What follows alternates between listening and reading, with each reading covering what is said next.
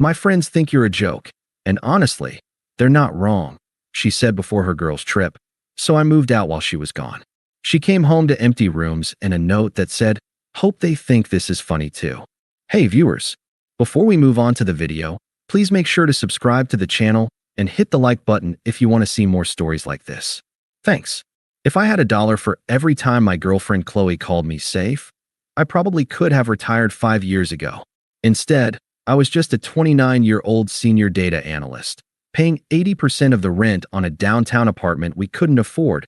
Also, she, 27, could find her passion. For the last 2 years, I'd been investing in us. That meant I was the rock. I was the stable one. I was the one who paid off the $8,000 in credit card debt she'd accidentally racked up just to get her a fresh start.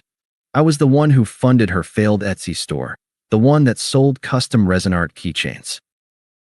And I was the one who came home every night at 6 p.m., cooked dinner, and listened to her complain about how the world just didn't get her. Lately, though, safe had stopped being a compliment. It had become a dirty word. The real shift started when she fell in with her new friend group, led by a woman named Jessica. Jessica was a nightmare of toxic TikTok trends, a walking billboard for high-value men, provider energy, and six-figure alphas. My $110,000 a year analyst job, once the bedrock that allowed Chloe to explore, was now a source of open embarrassment. I got the first real taste of it a week before the end. We were at a pre-Vegas dinner for her upcoming girls' trip, and I was, of course, paying.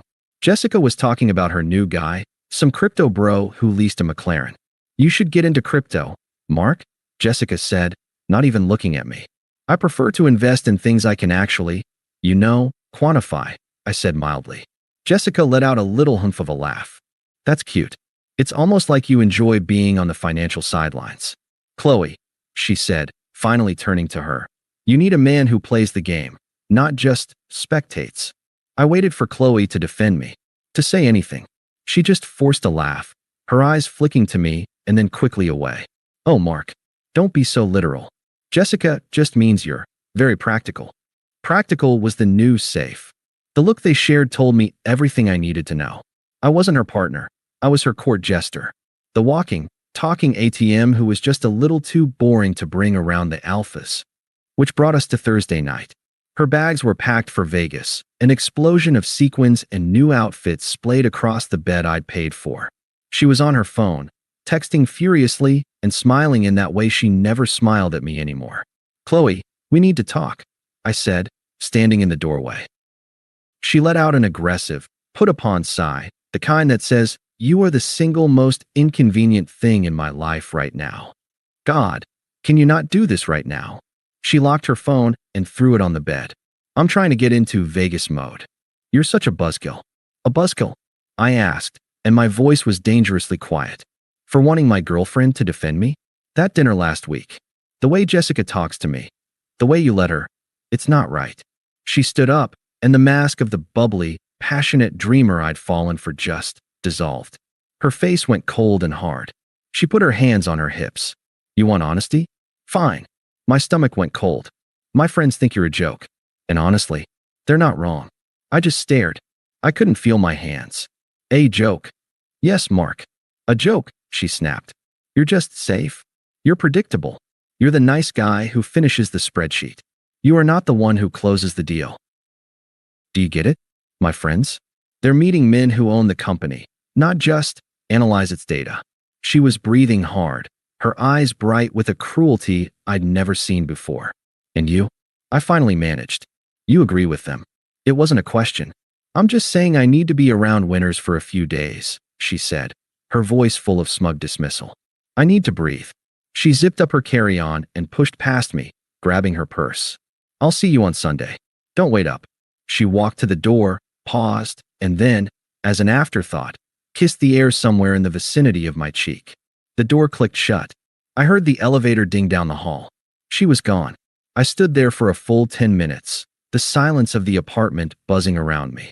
The insult echoed in the space she'd left. A joke. And then, a switch flipped. It wasn't rage. It wasn't even heartbreak. It was clarity. Crystalline. Perfect. She didn't just dump me. She hadn't even had the courage to dump me. She just insulted me, confirmed she had zero respect for me, and then left for a long weekend, expecting me to be here, like a loyal dog, when she got back. The joke, I realized, was that she thought I would be. The click of that door echoed in the apartment for a long, long time. I didn't move. I just stood in the bedroom, listening to the hum of the refrigerator. A joke. The joke, I thought, was that she was right. I was a joke. I was the punchline to a story she was telling her friends. I was the chump paying for the stage, the lights, and the microphone, and she was the star who was leaving with the band. But the funny thing about jokes is that they have to end. I didn't get angry. I didn't punch a wall. I didn't even feel like crying. I just felt optimized, like a piece of code that had finally been debugged. The logical error, my relationship with Chloe, had been found and isolated. Now, I just had to run the delete script. I walked to my desk, sat down, and opened my laptop. I pulled up our lease agreement, a PDF I'd signed 18 months ago. Then I opened my banking app. I looked at the 2 years of Venmo transfers, rent, dinner, Vegas fund, Etsy supplies, her half, again. I looked at the utility bills, all in my name. The furniture receipts, all from my credit card. I wasn't her partner. I was her primary investor. And she had just declared emotional and financial bankruptcy. It was time to liquidate my assets. I picked up my phone. My thumb hovered over her contact, the one with the laughing picture of her from a vacation I paid for. I didn't call her. I called my friend Sam. Sam, I said, my voice perfectly level. You free this weekend? And do you still have the keys to your brother's moving truck? Sam was quiet for a second. Yeah, man. Why? You finally upgrading that TV. I'm upgrading my whole life, I said. Chloe just left for Vegas. She told me I'm a joke. I'm moving out while she's gone. There was a long pause, then a slow, appreciative whistle. Okay, that's epic. I'll be there in an hour. We're gonna need boxes. And beer. We started Friday morning. Sam, bless him, had recruited 2 of his beefiest gym buddies. While Chloe was presumably nursing her first Vegas mimosa, we were a silent, efficient machine. We were meticulous. I took only what was mine. My clothes, my books, my entire PC setup. My toothbrush. The bed? I'd paid for it. It was disassembled and in the truck in 10 minutes. The sofa? Mine. Gone. The 65-inch TV? My Christmas bonus last year. Gone. The pots, the pans, the good knives, the air fryer, the espresso machine, all mine. I even unhooked the smart bulbs and put the apartment's original, dim yellow ones back in. By 4 p.m., the apartment was hollowed out. It echoed. All that was left was her stuff. Her mountains of clothes. Her makeup collection. Her half-finished passion project canvases. And, ironically, the ridiculous, oversized, gold leaf floor mirrors she and Jessica just had to have, which she'd bought with my credit card. I left it. It seemed fitting. She'd have something to look at herself in. At 4:30 p.m., I made my last call. The landlord. Hi, I said. I'm calling to give notice for apartment 12B. I've moved out. What? Mark? The lease isn't up for 6 months. I understand, I said calmly. I'm forfeiting the entire security deposit. I'm also Venmoing you my half of the lease break penalty right now. The other tenant, Chloe, will be responsible for her half and for the full rent moving forward as of today. I sent the payment while he was still sputtering. I followed up with a formal, signed email.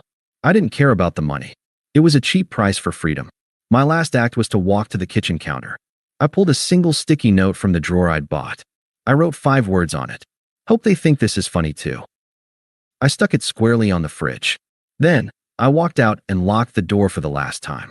Before Chloe's plane even landed in Las Vegas, I was in a new, smaller, much nicer apartment on a 3-month lease across town. I sat on my sofa in my new living room and I opened my phone. I blocked Chloe. I blocked Jessica. I blocked her entire coven of high-value friends. I changed my voicemail greeting to a generic, robotic voice. Then, I ordered a pizza and slept for 10 solid hours. I didn't hear the explosion.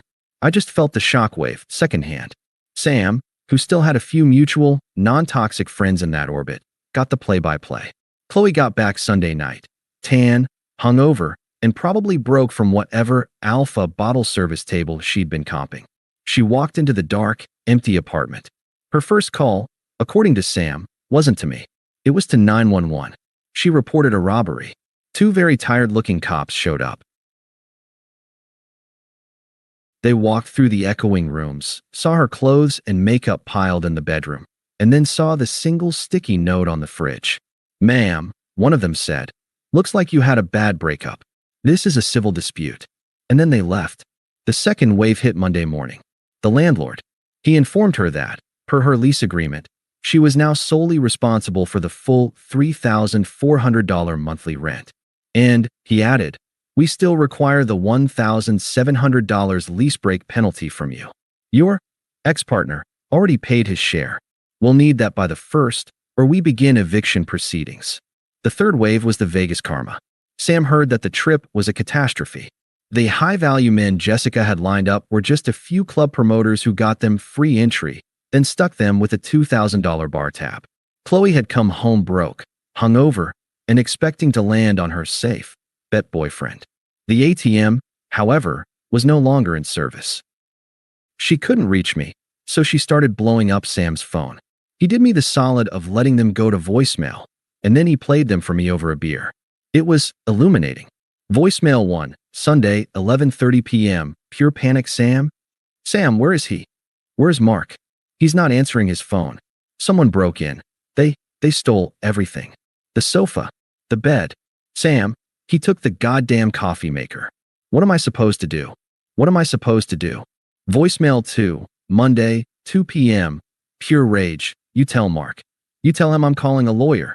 He can't just leave. He abandoned me. He owes me. He's a coward. This is sociopathic. He thinks this is funny. He's a joke. He's AA. She just screamed and hung up. Voicemail 3, Tuesday, 3:15 a.m., Pure desperation, sniffling, voice thick with tears. Sam, please. I don't know who else to call. The landlord called. I can't pay the rent. I can't pay it, Sam. Jessica. Jessica isn't answering my calls. None of them are. I'm just sitting on the floor. I'm scared. I didn't mean it. I didn't mean what I said. I was just stressed about the trip. Please, just tell him to call me. I just need him to call me. Sam looked at me. Dude, that's rough. I looked at my beer. Yeah. So, he said, you gonna call her? I picked up my phone, opened Sam's call log, and found the number. I looked at it for a second. Then I tapped block. No, I said, taking a sip. I'm not. The first 3 months were a blur of positive forward momentum. I leaned into the joke of my boring analyst job. I took on a complex AI modeling project that no one else wanted, and I crushed it. So completely, in fact, that they gave me a 20% raise and a promotion to the data science and AI strategy team. I moved into a new one-bedroom in a nicer building, one with a gym. I started using it. I was reading. I was sleeping. I was, for the first time in 2 years, not constantly managing someone else's emotions. I was breathing. I heard about Chloe's eviction through Sam. She couldn't find a roommate, couldn't afford the rent, and couldn't pay the lease break penalty. She was forced to move back in with her parents in the suburbs, an hour outside the city. And Jessica? The high-value friends? They had ghosted her completely. As soon as Chloe's provider, me, was gone, she was no longer a winner.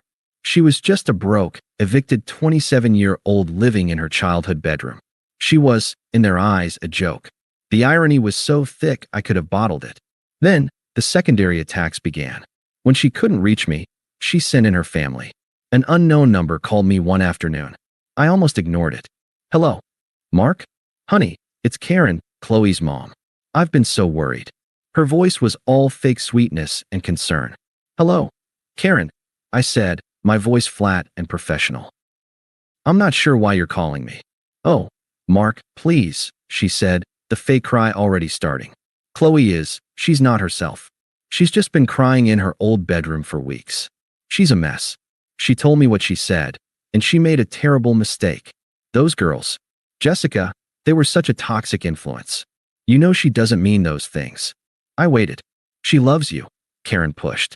She needs you, Mark. Can't you just talk to her? This is all just so embarrassing for her. There it was.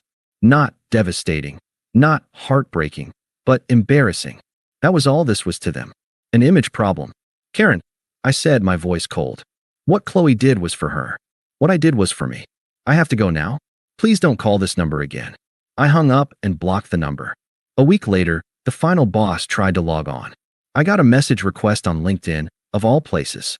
It was from Jessica. Hey Mark. Long time. Look, I know we didn't always see eye to eye. But I think what you did to Chloe was really cruel. She's at rock bottom. She's lost everything. You made your point, okay? But you've destroyed her. As the bigger man, you should really reach out and help her get back on her feet. It's the least you can do after humiliating her. The hypocrisy was so profound it was almost impressive. I had humiliated her. I stared at the message. I thought about all the things I could say. Instead, I typed one word. No. Then I hit block. A full year passed. My life was unrecognizable. My new role was challenging and fulfilling. I was in the best shape of my life. And I had met someone. Her name was Anna, a brilliant and wickedly funny architect who thought my data nerd jokes were hilarious. She was kind, she was respectful, and she was my partner in every sense of the word. Which is why we were at the City Tech Gala, a massive black tie awards dinner. My AI-driven project had won a small industry award, and my company had a table. I was in a perfectly tailored tux, Anna at my side in a stunning deep blue dress. We were laughing, actually laughing, as she told me a story about a client who wanted a modern Tuscan/brutalist nightmare of a house. I'll be right back, I said, kissing her shoulder. Going to grab us more champagne. I made my way to the crowded bar, scanning the room. And that's when I saw her. The contrast was sickening. Chloe was there. She wasn't a guest. She was a brand ambassador, a temp job. She was wearing a cheap-looking, too-tight red dress that was completely wrong for the event. Her face was gaunt, the Vegas tan long gone, replaced by a mask of caked-on makeup. She was forcing a smile while handing out tiny, branded samples of a new energy drink from a tray. Our eyes locked across the room. She looked like she'd seen a ghost. Her plastic smile dropped. She abandoned her tray on a nearby ledge and, to my horror, started pushing through the crowd toward me. She cornered me against the bar. Mark. Oh my God. You look, wow. This tux. Her eyes were raking over me, wide with a kind of desperate hunger. Chloe, I said. I nodded. My voice was polite, detached, like I was addressing a stranger who had just asked for directions. Mark, please. The words spilled out of her, fast and frantic. I'm so sorry. God, I was so stupid. I was an idiot. I was a child. Those friends, that whole life, it was all fake. It was all just a joke. You were the only real thing I ever had. I just looked at her. I didn't say, I'm sorry to hear that. I didn't say, that's awful. I didn't say anything. I have to get back to my table, I said, turning slightly. No, wait. She grabbed my arm, her fingers digging into the sleeve of my tux. The old entitlement flashed in her eyes. Please. I'm back at my mom's. I lost everything. I lost the apartment. Jessica and everyone, they're gone. Don't you see? I've learned my lesson. I'm in therapy. I've changed. We can change. We can be happy again. I didn't pull my arm away. I just looked down at her hand on my sleeve. I looked at it with such complete, cold indifference that she uncomfortably removed it, as if she'd touched something hot. So that's it? She demanded, and the desperation was turning sour, morphing into that familiar, angry cry. You destroyed my life and you're happy? You just get to walk away? I'm a joke to you now, is that it? I paused, and for the first time, I almost smiled. I leaned in, just slightly, my voice calm, factual, and final. You've got it all wrong, Chloe, I said quietly. You're not a joke to me. A tiny, pathetic flicker of hope lit her eyes. You're not anything to me, I said. You're just the person who used to live in my old apartment. Her face crumpled. It was the look of someone who had just been erased. Hey, a warm, bright voice. Anna slid in beside me, radiant, and looped her arm through mine. I got us a table on the terrace. Is everything okay? My entire demeanor, my whole body, my face, it all changed. I turned to Anna and smiled, a real, warm smile. Everything is perfect, I said. I looked back at Chloe, who was now staring at Anna like she was a creature from another planet. The upgrade was standing right in front of her, and the realization was a physical blow. I squeezed Anna's hand. Excuse us, I said to Chloe, with the polite, empty indifference of a hotel clerk. Enjoy the rest of your shift. I put my hand on the small of Anna's back, and we walked away. I didn't look back once. I didn't need to. As we walked onto the terrace, the cool night air hit us, and I heard the faint sound of the event MC announcing the next award. And I realized, with a sudden, profound sense of peace, that I couldn't even remember what her joke about me was. It didn't matter. It wasn't my life anymore. Thanks for watching. Make sure to subscribe to the channel and hit the like button. What do you think about this story? Share it in the comments.